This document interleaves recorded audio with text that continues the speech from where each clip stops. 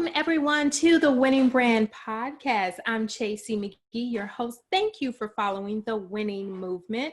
Please take a moment to rate and review the podcast. As always, it is definitely greatly appreciated. Today's guest is a woman after my own heart, Amber Griffiths. Branding rock star and speaker, is driven by the belief that every entrepreneur has a unique story that only they can share. She has spent more than 2 decades working on hundreds of business owners, creating brands worth hundreds of thousands of dollars. Amber is currently a member of the eWomen Network, Women's Coaching Association, and Public Speakers Association. She is dedicated to helping you create your rockstar brand that is clear, cohesive, and converts. You will make more money and experience the genuine thrill of working with people you adore and getting to do what you love to do. Hey, Amber, what's going on? Hello. Thank you so much for having me. I'm excited to be here. I'm so happy to have you on. I love, everything, all things branding and marketing. I think the world goes around with those two. Absolutely. It is the core of everything. Whether you like it or not, you can admit it or not. Exactly. It's just how it is. Definitely, for sure. So tell us your backstory and how you got into becoming a branding rock star. Oh my goodness. Let's see. I started out, I was going to be a pharmacy technician. And anyone who knows me now is like, so what? And then I realized that drugs don't have a lot of personality, and I missed the people. So I got into the design, and as I worked with more of the graphic design part of it, I watched these entrepreneurs. I worked with a large real estate firm for the first 9 years and watched them struggle and do things the hard way. And then as I launched my business, I watched these entrepreneurs get so focused on what was going on out there that they forgot why they started their business. They started doing things the hard way, and they would struggle to the point of quitting. It would take a year, sometimes as much as 2 years if they were really lucky. They're really determined. And I just thought, if I could help them get back to the basics, start with that foundation that just is all about them, what they really love to do, their genius, and working with their ideal clients, everything else kind of falls into place. Like that kind of a foundation, everything else evolves and grows with you. So. Exactly. So you talk about how to make it clear, how to make it cohesive, and how to make it convert. Can you break those elements down for us, for those that are kind of new and trying to get into business and kind of trying to figure this thing all out? Oh, absolutely. I'd love to. For me, the first thing is your voice, your story, your unique spin on everything, your special sauce, your flair, whatever you want to call it. You are the core of your business. I've worked with businesses that are startups with, $500 budget, and I've worked with multi-million-dollar companies. And no matter what the budget, and no matter how long you've been in business, really that comes down to the same thing. You are the consistency. Even as you change and grow, it's still your vision, your core values, your belief system, your excitement and passion for what you're doing. So it all comes back to that. And that's really the clarity, is making sure you're clear about what you stand for, who you are, what you bring to the table. You can go into a networking group. I'm sure you've experienced this as well. Yeah. You walk into a networking event and there's at least 13 people that say they do what you do. Mm-hmm. But the really awesome part about that is once you are super clear about your way of doing it and what you bring to the table, there is no competition because nobody does it exactly the way you do it. And then if you get clear about your ideal client, nobody serves the people that you serve. If you have those people on your schedule, that the ones that, when they call you and you kind of cringe just a little bit because it's not, what I'm talking about. Everybody has those people. I do. You do, right? Absolutely. This is the ideal client portion of it. You want, especially as entrepreneurs, you want to serve and you want to help. And so you start working with people that probably aren't yours, or you do A, B, and C, and they go, oh, but could you just do E, F, and G? And you're like, yeah, I'd love to. Right. When you're doing the entire alphabet and your genius zone is long in the back rearview mirror. That's the kind of clarity I'm talking about. That's that when you speak to someone who is not yours, it doesn't matter how amazing your message is, it's not going to land right. You're going to end up with people that just don't belong to you, people that aren't ready for you, people that really somebody else should be working with them. And then the cohesive part is building that momentum. You know, we've all heard some iteration of you have to be seen 7 times before you're top of mind when they go to make a purchase, right? You've heard this. You've taught this, I'm sure. Absolutely. For me, that doesn't mean you run by poking them with a stick 7 times going, hey, are you ready to buy? Hey, are you ready to buy? You know, you can't just randomly show up and try to sell stuff to them. You have to build and nurture and support that relationship. And when you are cohesive and consistent in your messaging and in your branding, and I'm not talking the same message over and over again, not boredom, not single note, just cohesiveness. You actually build momentum and you build that relationship so that when they are ready to buy, there's no one but you on their radar. There is no competition. So that really is like, that's the foundational. And then just make sure your message is so much less about what you need to say, and it's more about what they need to hear, the way they need to hear it. Speak to their pain, speak to, you know, benefits. And really that's the foundation. Do not build a logo. Do not design a logo until you have these 3 things created. You will end up, it will, I'm speaking to you is, thank you for saying feel that. my pain. These people who, bless their little hearts, they're told when you start a business, get a logo. Like, okay, but put on the brakes just a little bit. Let's figure out what you want to say and what you want it to do. Then we'll worry about the graphic version of it. Then we'll talk about the visual part of your brand. Does that help? Yes. I have had countless conversations over and over because no one really, I'm starting to see they don't really, most new business owners don't understand branding. Yeah. They're so busy in the marketing piece and they're like, just market me. I want to be everywhere. Everybody has to see me. It's like, you cannot market a crappy brand. You can't do it. You can't market if no one knows you. Exactly. You know? Exactly. That's one definitely that I see on a reoccurring basis. Like, so literally every day. It's like, yeah, it's crazy. So I'm glad we're in the same space right now and we understand each other's pain. Yeah. So let's fast forward just a little bit. How would someone know that it's time to rebrand if they've been in the game a little while, or let's say 2 or 3 years? How would they know that it's time to rebrand if they even needed to rebrand? If they need to rebrand, this is one of my favorite groups of people. I love the individual who is getting to that point where the day-to-day doesn't scare the heck out of them. They are not so worried that they're taking every single client. They probably said no a half dozen times, which, by the way, is completely cathartic. Like, if you've never tried that, do it. Fire that person that when they call you cringe, fire them. Yeah. It is elevating. You will just buzz for 24 hours after you let go of that dead weight. So the people who have been in business for a couple of years, and I kind of call it, you're ready to do it for real.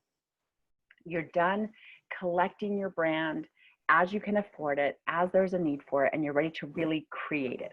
Mm-hmm. One of the biggest indicators, I think, is when you have things that have been working for you up to that point and they're just not creating the same return. They're not quite as productive, as profitable.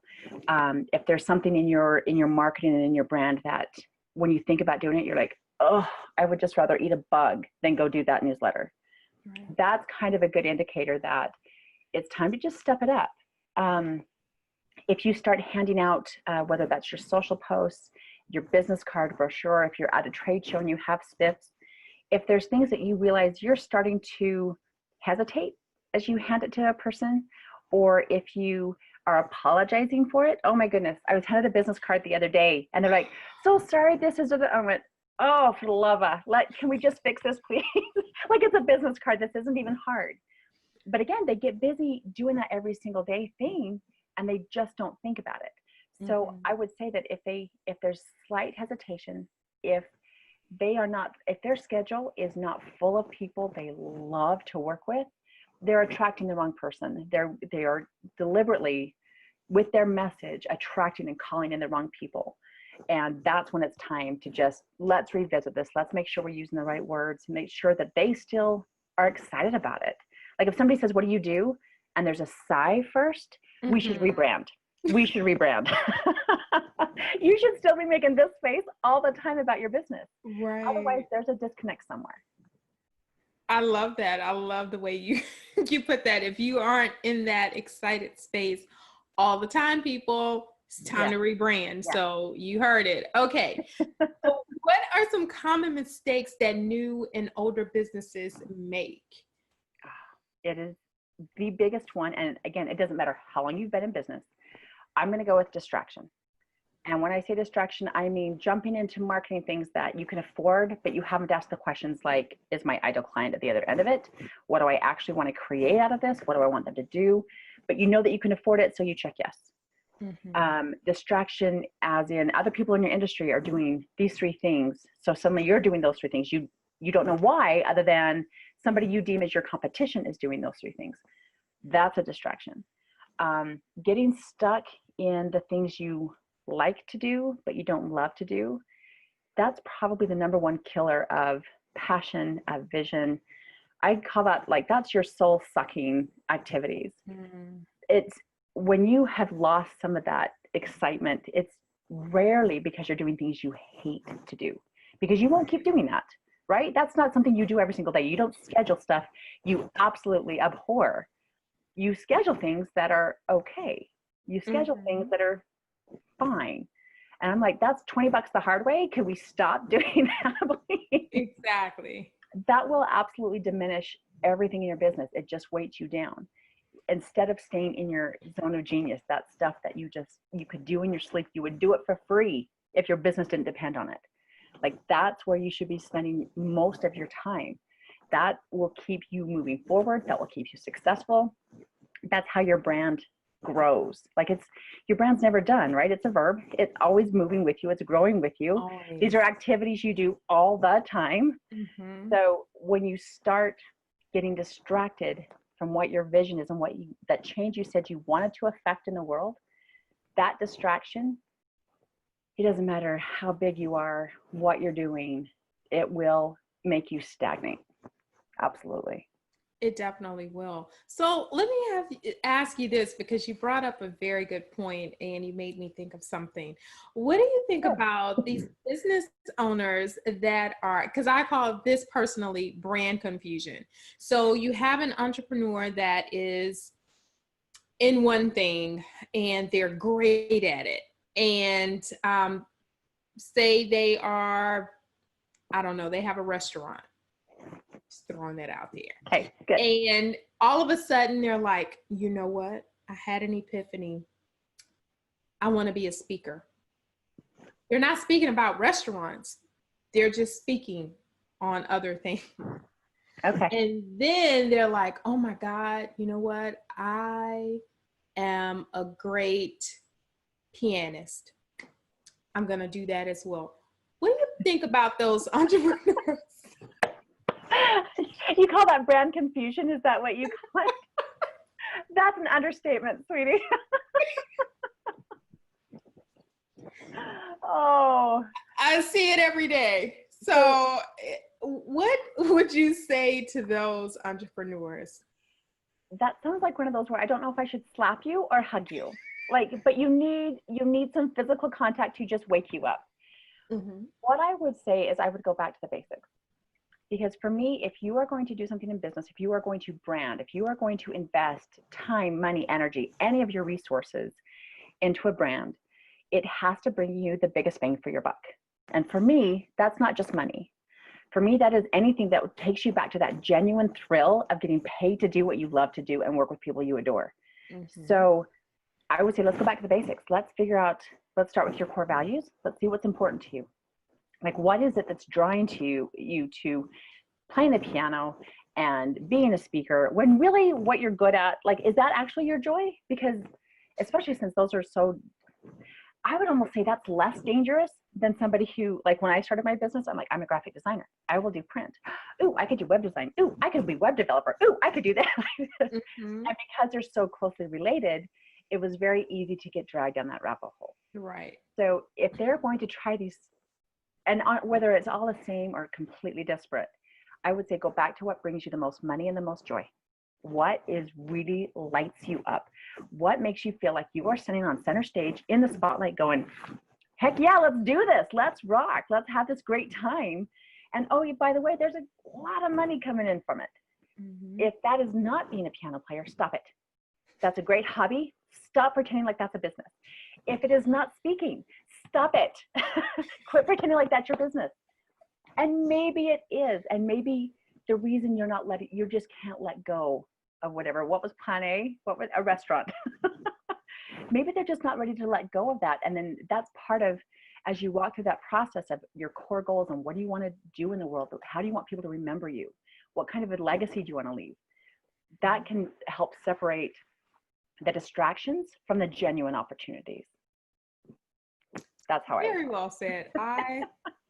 I like that, because I just, I had started telling them, just figure it out. And when you pick one that you're passionate about, then we can have a conversation.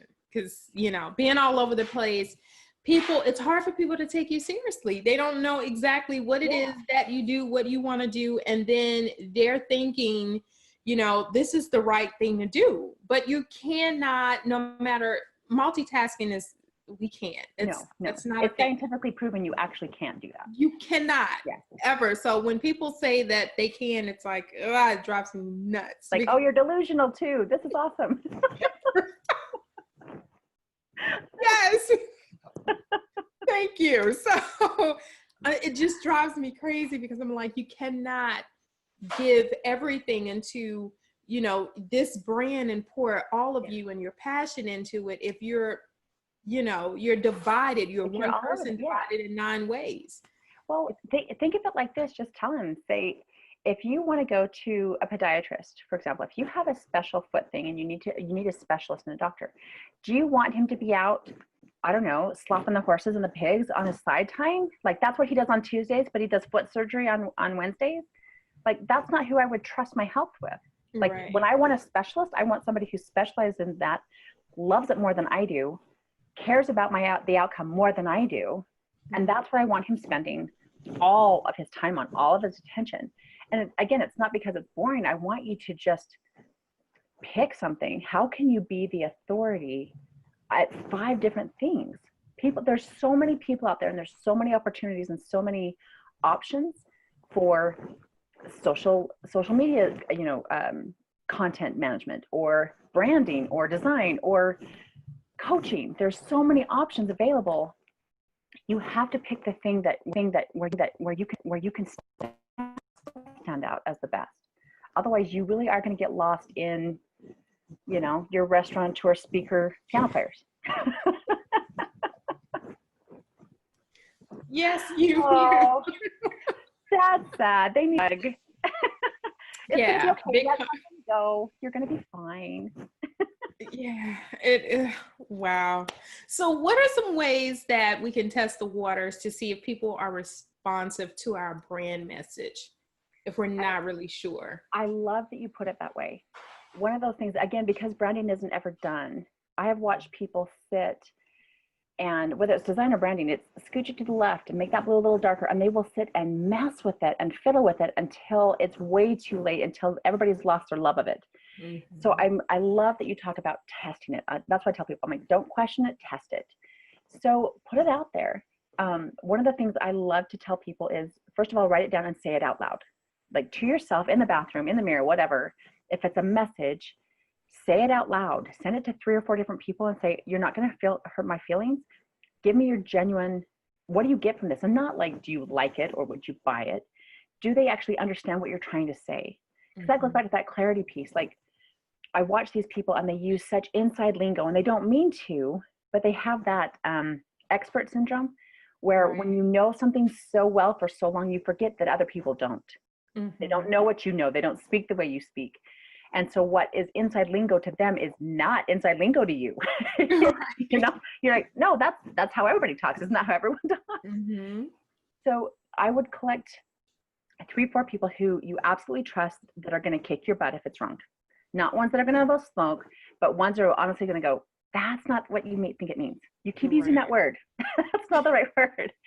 And then I would call some of your current and past clients and say, what do you think of this? Send a social, I mean, especially with social media, test it 24 hours. It doesn't matter anyway, right? I mean, there's some level of that it's going to just be kind of a hit and miss anything, whether it's your stories or your lives or whatever. There's only a certain shelf life with some of that.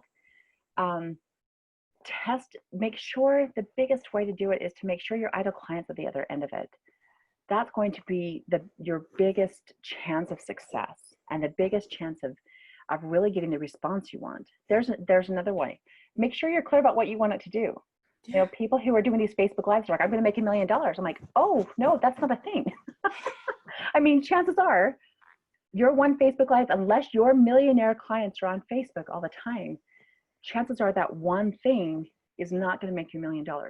Writing one book is not going to make you $1 million. So be clear about what you want the outcome to be and be open to some feedback as people are, you know, and don't be crushed if nobody likes your Facebook Live, if nobody listens. It's okay. It's not because they don't hate you. It's not because they hate you. It's just because they weren't there. Right. It's going to be all right. Tweak it a little bit. Give it 30 days and test it, and then tweak it a little bit. Awesome advice. Awesome. I love that. Thank you. Thank you. So what were some of the challenges that you faced as an entrepreneur in getting into business? How dirty secrets do you?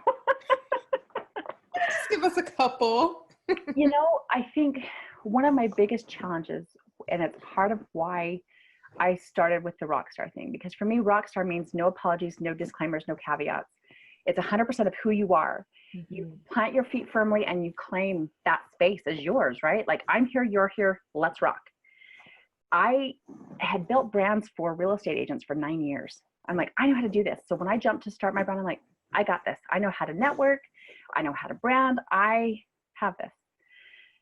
And because I couldn't figure out the words to say, by the way, I'm a branding expert, because when I'd say I'm in branding, I had a surgeon ask me, oh, so like tattoos? Like, oh, for the love of, no, you're supposed to be smarter than me. Please know that, please tell me there's something besides tattoo in your head when I say branding. So instead of getting clear about it and using the right words and realizing what they needed to hear, I totally chickened out. I'm like, you're right, I'm a graphic designer. Because everybody knows what a graphic designer is, right? So that's easy. And I started a networking group. It was a branch of BNI, and I'd been in there for 2 years, and I was VP for most of that. And I walked in and heard somebody introduce me to a guest. And they're like, that's Amber. She's our business card queen. She does business cards super cheap. And I was devastated. I was just on the floor. I'm like, how can you know me and not know me? I've been here forever. How do you not know me? And then when I went home, I was even more distraught because I'm like, oh, I think that's actually how you say it. Like they were listening to me because that's how I talked. I was so worried about people understanding me, so worried about making money, so taking in the clients, again, $20 the hard way. I was trying to figure out how to discount everything I did just to get the clientele. When I realized that if I spoke correctly, as in to my ideal clients, that's what I mean by correctly, is using words that they actually need to hear, and claimed what my genius was. I by the way, I don't do business cards on the cheap. I have people I can connect you with. I make really amazing business cards, but they're not cheap. But having that strength and that confidence to say, no, this is me, and this is what I offer, and this is the value I provide, and these are the results I cause, and this is the price tag attached to that. That completely overhauled the way I did business. It's the way I approach people. It changed, honestly, almost everything about my business, where I networked, how I marketed. And I'm looking at it back and thinking, oh, did I really have to learn that so hard? I mean, I spent probably the first 3 years of my business just struggling. And I look back and think, okay, well, that lesson's learned. What's next? Here we go. Oh, wow. And, you know, I love that, you shared that, because I think sometimes we do, especially as, entrepreneurs, we struggle with the pricing and charging our worth, Yeah. and Yeah. and actually putting it out there. And we're great, phenomenal at what we Exactly. do. And Exactly. we're so scared of people being like, yeah, I don't know about that. But we shouldn't care, because No, like they're you not said, for you. they're not us. They're They're not not for for us. you. No. If somebody wants business cards for $20, there's probably 20 different people online that could do that for them. I am Absolutely. not your girl. And that's okay. Like, Mhm. no, that's not good, bad, or anything. That's just how it is. I'm probably not for you. And I think that it's what I'm like, quit trading dollars for minutes. Stop that. This is not about your time. Mhm. They talk about the guy who comes in to fix a house because there's a squeaky nail, there's a squeak in the floor, and the guy comes in, spends about 5 minutes, puts in a nail, and turns to the people and says it's $300. They're like, that was one nail. He said, no, $5 for the nail, $2.95 for knowing where to put it. I'm like, that's exactly how it is. Like, if you think about your genius, your Mhm. expertise, that's not time. You charge for the value you provide and the results that you cause, not for your minutes, not for your hours. Let that go. Exactly. I hope you guys are taking notes, and I hope you're listening, because that is one thing that I really, really teach all the time. It's like, we have to stop this whole trading thing, and oh my God, what are they going to say? And, and that's going back to the basics, learning your ideal client. And so you wouldn't even have to worry about that. Yeah. You would go directly to them, so you can just cut all of that nonsense out anyway. Yeah. Your ideal client will never question your value. Never. That's part of what makes them ideal. If the timing doesn't work out, if the budget's not quite there, fine. But your ideal client will never question your value. They will never question your invoice. That's the rule. Otherwise, they're not yours. Absolutely. So what would you say to the business owners that solely, and this happens, I'm telling you, it happens, that solely focus on marketing and branding not so much? Marketing is a portion of your brand. Branding is everything you do and everything you say to create and nurture a relationship with your ideal client that is powerful and profitable. Marketing is a portion of it. Your logo is a portion of it. Your brand includes your vision, your mission, your message, your ideal clients. It includes your business cards, to your website, to your social posts, to your email signature. It's everything. If all you're doing is marketing without making sure that it's cohesive and clear, it will not convert. Bottom line. Because again, that goes back to, I'm just going to poke you with a stick. And if you get 7 of my postcards in a month and you're going to buy from me, there's no way that's working. I'm going to just keep posting on Facebook, just random nonsense. That's spam, people. That's not even marketing. Marketing is part of your branding strategy. You have to incorporate all of it. If you neglect it, you do so at your own peril. Is that too doomy? Yeah. Is that too doomsday? No, it is absolutely. And I knew you were going to say that, and I needed you to say that, because I am literally, I had to go in for a consultation for a client, and they were adamant. They've been in business 28 years and literally have not built a brand, and they're solely focusing on marketing. And they called me in, and I'm like, well, where's your message? What are Where's you the going to brand? say? Like, who's running this operation? It Yeah. seems like, it's not, it doesn't seem like humans are behind it. I'm trying to get them to No. understand that people buy people. Yes. Um, they don't really have a cohesive story. Oh, It wow. don't have a story. I don't want to work with them. I'm going to go work with somebody who I can connect with, that I can attach to, that there's something to Exactly. sink my teeth in and have a relationship with. Mm-hmm. Even something like going back to a restaurant. You go once for the food, you keep going back for the people. You go back for the experience and the ambiance and the service. And without that cohesiveness, how are you running a business? I don't understand that. That's the hard way. I guess that's what it is. You can do it that way, but that's the hard way. Imagine how much, if you were making $1 million and you're not worried about your brand at all, imagine how much money you could be making if you worried about your brand just a little bit. Like, imagine the potential of just going, we're going to take 10 minutes and figure out what our message is so that it's consistent across the board, so that it's cohesive, so that it keeps bringing us fabulous people and not doing 20 bucks the hard way. Like, imagine the potential. Like, that's math. That's even branding expert math, so it's super easy. That's just potential. That's just potential. I don't mean to disparage you. That's how I call it. Like, that's Amber math, so it's super easy. This is not even hard. There's no fractions. It's mostly decimals. Like 3x your brand, 3x your potential, 3x your profit, 10 times the thrill of what you're doing. You don't have to. And cut off the dead weight. Oh, you need to go in with a bigger stick. Yeah. Be like, here we go. We're getting this done. Let's do this. Exactly. And that's what's going to happen. Like going back to basics, just dragging them back to basics. It's going to be way more fun. They're going to have more fun doing it. They're going to have more success doing it. They will leave a better, maybe explain it to them this way. If they don't worry about their brand, if they don't create that cohesive story, that cohesive message, they can absolutely leave a business as a legacy. They will not actually leave anything worth having. You know what I mean? They're just leaving a building. They're just anything could be in there. You really want to make your mark on the world? Create a brand. That's where it started, right? Making your mark, branding it. You've got to have it. Thank you. Thank you so much. We should chat more often. This is fun. We should, Amber. Definitely. So speaking of, what are you the most excited about when it comes to our book?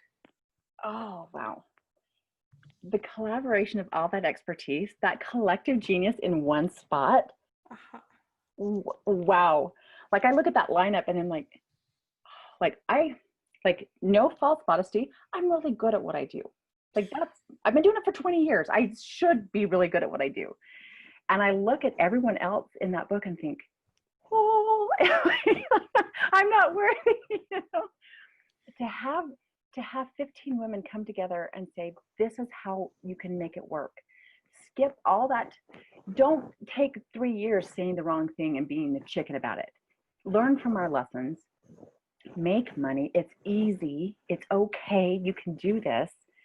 The collective genius inside that cover, holy Hannah, like that's crazy cool. And these women, you may know some of them more than I do. Their personalities, it is just fun in a book. It is fun and genius in a book. You will laugh, you will cry, you will hurl, you will make money. You will absolutely make money after you read that book. I'm excited. There's, that's the only option. When she told me about the project, and I was like, oh my God, this is a Bible. This is everything. This is everything. Yeah. This is a business Bible. Like, why wouldn't you want it? Why would you don't have to buy 15 separate books?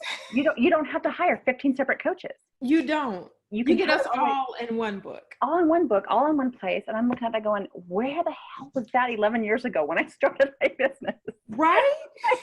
Oh my word, I've been doing this the hard way. Where was this expertise in the collective? And here's the other part about that. Because we've all done it, it's like when I went to college, the one professor that I absolutely adored and have kept tabs on used to run a marketing agency in Boston. He spoke the most plainly. He spoke the most truth. You have these people who have a lot of knowledge, but they don't have firsthand experience. These women, these authors, they've done it. They have been in the trenches. They have had those bad days where you're like, screw it, I'm going to go be a florist. Like, I'm not doing this anymore, Like, their war cry is like, what? Exactly. Yes. You've been there, done that. You understand their pain and you speak plainly to it and say, it's okay. I understand this is the part that's rotten. Let's just fix it. So I'm just thrilled to be a part of it. I really know. And the fact that I get the pleasure to interview each and every one of you. Risha, I am so grateful. Thank you so much, Amazing. Chase. Oh, it's absolutely my pleasure. Trust me, I love talking to all of you about your genius. It is like, yes. I love it. I absolutely love it. Well, I am not going to keep you, but I just wanted to let you know you're definitely winning in this branding space. I want to definitely so much thank you for being a part of the show and sharing your expertise with us. So, how can we follow and connect with you and stay connected? Oh, there's a couple different ways. First, of course, I'm on Facebook. You can find me under Branding Rockstar. You can always follow me on Your Brand by Design. I'm on Instagram, of all weird places. Talk about something, try something new. You don't think your business could work? You'd be surprised at some of the stuff that actually is magic. So you can follow me on Instagram or Facebook, LinkedIn. But the number one thing I would love to offer your listeners, Chase, is an opportunity to have a conversation with me. Conversations with branding experts are expensive, and they are sometimes hard to get a hold of for just a single conversation. So I would love to offer the Discovery Duet. It's a one-on-one conversation. You can go and find space on my calendar. It's yourbrandbydesign.com/duet, DUET. Find a time that works for you. Let's have a small conversation about what's working, what's not. Sometimes it's an overhaul, but sometimes it's tweaking little things. I mean, you know this, like sometimes it's just little stuff that you're too close. You know, they say you're too close to it, you can't see your eyebrows. Exactly. This is your opportunity for someone else to look at your eyebrows and say, if you just, if you just adjust, you know, you're not completely off key, you're just singing a little flat. Let's just elevate it a little bit and get you unstuck. So it's yourbrandbydesign.com/duet. I would love to chat with you. Completely complimentary. It'll be way fun. Oh my, take advantage. Take advantage. Get on her calendar, people, please. Okay. It'll be fun. I can't wait to hear from you. I know, right? All right, everyone. So there you have it. Amber, the branding rock star here. I will put all of the information in the show notes and in the description on YouTube as well. Thanks so much for tuning in to the Winning Brand podcast this week. I can be reached at info@thewinningsbrand.com. If you have any questions, comments, or suggestions, let me know and I will get back to you. Always remember, you were born to win, but to be a winner, you must plan to win and prepare to win and expect to win. Until next time, bye.